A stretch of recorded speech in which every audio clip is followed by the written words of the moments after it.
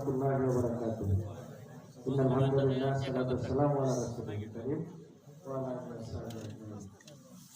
পশ্চিম বরাক কাশ্যপুরুল নুরানি হাফিজিয়া মাদ্রাসার উদ্যোগে আয়োজিত বার্ষিক ইসলামী সম্মেলনে উপস্থিত আছেন আমাদের অত্র এলাকার গর্ব হাফেজ মাওলানা মুফতি সবিরউদ্দিন ভাই, উপস্থিত উলামায়ে কেরাম, উপস্থিত মুরব্বিয়ান যুবক ভাইরা, পর্দার অন্তরালের মা ও বোনেরা, আমাদের এলাকার মানুষ, পরিচিত মানুষ, যারা আছেন সবাই আমার আত্মীয় এলাকার মানুষ, প্রতিবেশী।